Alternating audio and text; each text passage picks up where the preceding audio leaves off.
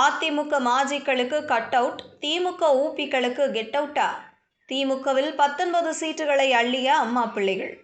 2026 சட்டசபை தேர்தலை முன்னிட்டு திமுக வேட்பாளர் பட்டியலை வெளியிட்டிருக்கிறார் தமிழ்நாடு முதலமைச்சரும் திமுக தலைவருமான ஸ்டாலின். இந்த தேர்தலில் பல அமைச்சர்களே கழற்றி விடப்பட்டிருக்கின்றனர். 60க்கும் மேற்பட்ட புது முகங்களுக்கு வாய்ப்பளிக்கப்பட்டிருக்கிறது. இதற்கிடையில் அதிமுகவில் இருந்து திமுகவுக்கு வந்தவர்களுக்கே அதிக அளவில் சீட் வழங்கப்பட்டுள்ளதாக எழுந்துள்ள குற்றச்சாட்டு கட்சிக்குள் சலசலப்பை ஏற்படுத்தியுள்ளது. தமிழகத்தில் நடைபெறவுள்ள சட்டமன்ற தேர்தலை முன்னிட்டு அனைத்து அரசியல் கட்சிகளும் தீவிரமாக தேர்தல் பணிகளில் ஈடுபட்டு வருகின்றன. இந்த சூழலில் திமுக தலைமையிலான மதசார்பற்ற முற்போக்கு கூட்டணியில் இடம்பெற்றுள்ள கட்சிகளுக்கான தொகுதி ஒதுக்கீடு முதலில் அறிவிக்கப்பட்டது. அதைத் தொடர்ந்து திமுக தலைவர் மற்றும் தமிழக முதலமைச்சர் மு.க.ஸ்டாலின் திமுக சார்பில் போட்டியிடும் வேட்பாளர்களின் பட்டியலையும் வெளியிட்டார். இந்த தேர்தலில் திமுக மொத்தம் 175 தொகுதிகளில் உதயசூரியன் சின்னத்தில் போட்டியிடுகிறது. அதே தேர்தலில் கூட்டணி கட்சிகளுக்கு 59 தொகுதிகள் ஒதுக்கப்பட்டுள்ளன. வழக்கம் போல பல முக்கிய தலைவர்கள் தங்களது சொந்த தொகுதிகளில் மீண்டும் களம் காண உள்ளனர். கொளத்தூர் தொகுதியில் முதலமைச்சர் மு.க.ஸ்டாலின் மீண்டும் போட்டியிடுகிறார். அதேபோல் சேப்பாக்கம், திருவல்லிக்கேணி தொகுதியில் அமைச்சர் உதயநிதி ஸ்டாலின் மீண்டும் களம் காண்கிறார். காட்பாடி தொகுதியில் மூத்த தலைவர் துரைமுருகனுக்கும் மீண்டும் வாய்ப்பு வழங்கப்பட்டுள்ளது. ஆனால் சில முக்கிய மாற்றங்களும் இந்த பட்டியலில் இடம்பெற்றுள்ளன.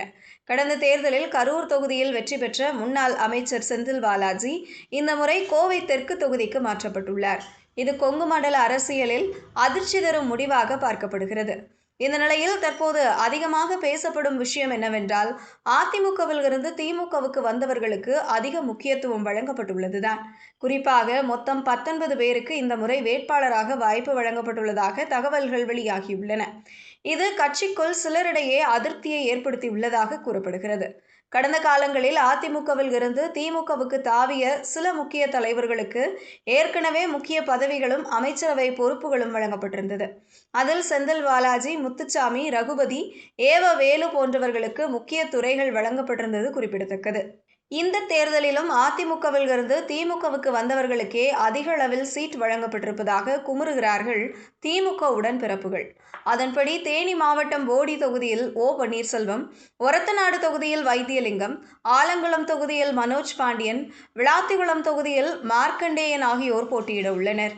அதேபோல சென்னை துறைமுகம் தொகுதியில் சேகர்பாபு, ஈரோடு மேற்கு தொகுதியில் முத்துசாமி, நாகர்கோவில் தொகுதியில் ஆஸ்டின், திருமங்கலம் தொகுதியில் மணிமாறன் ஆகியோருக்கும் வாய்ப்பு வழங்கப்பட்டுள்ளது.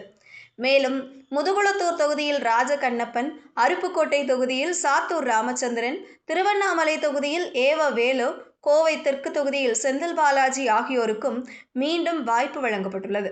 அதேபோல திருச்செந்தூர் தொகுதியில் அனிதா ராதாகிருஷ்ணன், திருமயம் தொகுதியில் ரகுபதி, பெருந்துறை தொகுதியில் தோப்பு என்.டி. வெங்கடாச்சலம், விழுப்புரம் தொகுதியில் லட்சுமணன் உள்ளிட்டோருக்கும் இந்த முறை சீட் வழங்கப்பட்டுள்ளது. தமிழகத்தில் திமுக மற்றும் அதிமுக ஆகிய இரு பெரிய மாநில கட்சிகளும் பல ஆண்டுகளாக அரசியல் களத்தில் முக்கிய பங்காற்றி வருகின்றன. இந்த சூழலில் கருத்து வேறுபாடு அல்லது உட்கட்சி பிரச்சனைகள் காரணமாக அதிமுகவில் இருந்து விலகிய சிலர் திமுகவில் இணைந்துள்ளனர். அவர்களுக்கு இப்போது அதிக முக்கியத்துவம் வழங்கப்படுவதாக கட்சிக்குள் சிலர் குற்றச்சாட்டு முன்வைத்து வருகின்றனர்.